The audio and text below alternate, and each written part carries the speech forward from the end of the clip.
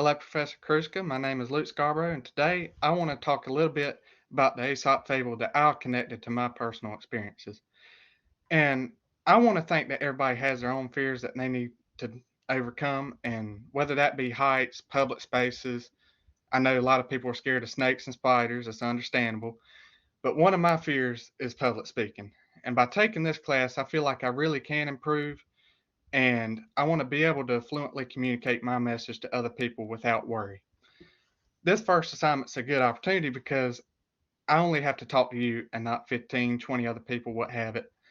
And I know that I've had multiple instances in the last few years of my life that I was nervous about approaching because it was just intimidating as new experiences and whatnot. And this did include my job and some of my classes I started at the college, but it is what it is. I know we all have fears in our lives, but facing these head on can prove that they may not be as big as they first seem. And having that kind of confidence to know that you're going to go into it and you're going to do good can drastically change the outcome and impact future decision making in um, work environments and whatnot.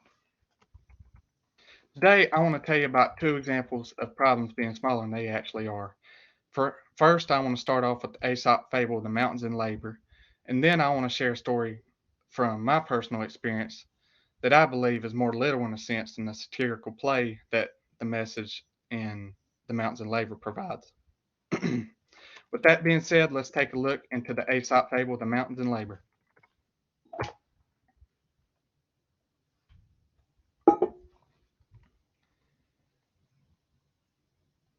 Aesop's story, The Mountains in Labor, is written in a kind of confusing way. It's hard to understand, and I want to provide it to you in a way that is easy to understand so we can both be on the same page. So, as the fable is translated and told by the website Aesop Fables, retrieved on August 16th, 2023, Aesop tells of a few men in the countryside who are looking at this mountainside that's just shaking and they're in fear of imminent danger. Of course, you can imagine a whole mountainside shaking and be scared because you don't know what's going to come down and what's causing that to begin with and what it's going to escalate to. So, to continue, the men gathered as they wanted to observe what was going on. If you were in the situation, you probably want to get out of there. I don't know why these men decided they wanted to see instead of removing themselves from the danger, but it is what it is. So, furthermore, the mountain erupted into a full on earthquake, and it got to its most violent point, and all of a sudden, a cannon emerged, and a tiny mouse came out. Of course, this is not realistic, but it's to provide the message that these men thought it was going to be something big, and it really wasn't. So, in summary, Aesop's The Mountains in Labor shows us that our problems are intimidating, but they may not seem as bad as it seems. I've always been nervous about starting new jobs and classes. It's not uncommon for someone to be in the same situation, of course, but I do feel like I worry more about it than other people do.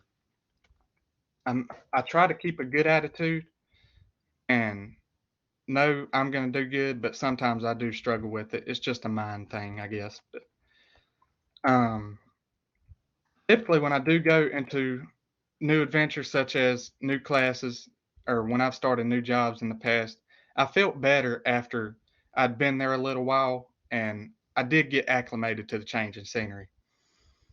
And I've learned that some of the coworkers or classmates are typically quick to try and help you out because they've been in the same situation too, even if they hadn't had the same level of experience as you've had in them before. So my then coworkers at the job that I'd started last year knew I had no experience. I'd made that vocal from the get go and told them that I would need help. But they were quick to show me around and they introduced me to the tasks that I was going to have to overtake. And I did feel more confident after going about doing what everyone else was doing. I realized it wasn't really a problem. So I know my story is more literal in a sense, but I do want to show that the fable in Mountains and Labor held a similar truth. So, to conclude, as I've explained in the telling of Aesop's fable, The Mountains in Labor, and through the retelling of my stories in college and work, problems are going to make themselves apparent. I mean, you're going to have issues, but um, always remember to keep a good attitude about it. Just have your mind right, knowing that you're going to go in there and do good, and know that worry is only going to hinder you from doing what you want to do. Know that you'll be great and proceed in the best way you know. Thank you. And are there any questions you may have?